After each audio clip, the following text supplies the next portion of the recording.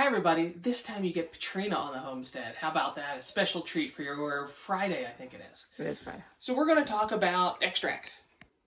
Last couple years back in Pennsylvania, I started making a mint extract. We grow mint in our yard. We actually grew a chocolate mint. And I felt like every year it went to waste. So we started doing an extract. Picked all of our mint leaves, put them in a quart canning jar, and just filled it with vodka. Nothing special, no special vodka, just whatever I found in the grocery store. Let it sit for 6 months, and it looks like this. Take all the leaves out. Leaves were like really dry and brittle. Took all the oil out. Ran it through a coffee strainer, get out all the gook and everything, and wound up with this. Use this for everything. Kim likes Bailey. Well, we both like Baileys. Kim likes a little mint in her Baileys. Throw this in. Throw it in tea. You want a little mint in your coffee, something like that. We use this on everything. So Kim is super picky about her vanilla. She bought like 3 kinds one time, tried them all out, found her favorite. Really hard to find. And vanilla extract is super expensive. So I thought I'd try to make it. So 2 weeks ago, we got 10 vanilla beans, like $15. Again, bottle of vodka. Took 5 vanilla beans, 8 ounces of vodka, put it in this little jar. And this is going to sit for 6 months, so it was clear. 2 weeks later, it's this color. It's going to keep getting darker and darker.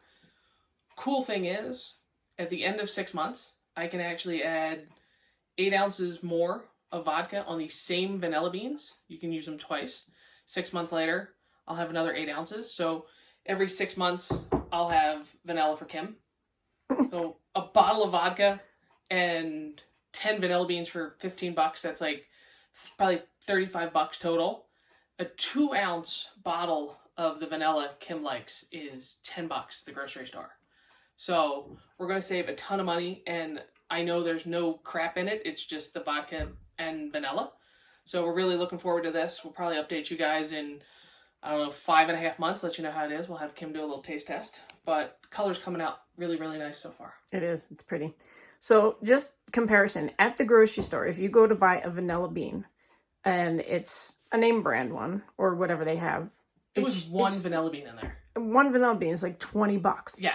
So you bought how many vanilla beans? 10 vanilla beans. It was $15. They were really, really nice. I did the Madagascar vanilla bean. Yeah. There is another one. I don't remember which one it is, but they say the flavor's different. Yep. And your vanilla that you like is the Madagascar, so I went with that one. Exactly. And for anybody that's had my cookies, vanilla is super important because it makes my cookies. I know, but you are neurotic with your vanilla. I am. So I'm really looking forward to this. It's going to be awesome. I know, the mint extract has turned out great in the past, so looking forward to this as well. But so yeah, just another homestead hack kind of thing, saving money, making great products, making our own stuff, and super excited to see what happens. Yeah, I just got to find a darker jar to store it in, because I know it's supposed to be stored in a darker jar, so I know, right? Okay. All right. Anything else? Nope, that's it. Cool. All right. Cheers from the homestead. Toodles, everybody. Bye.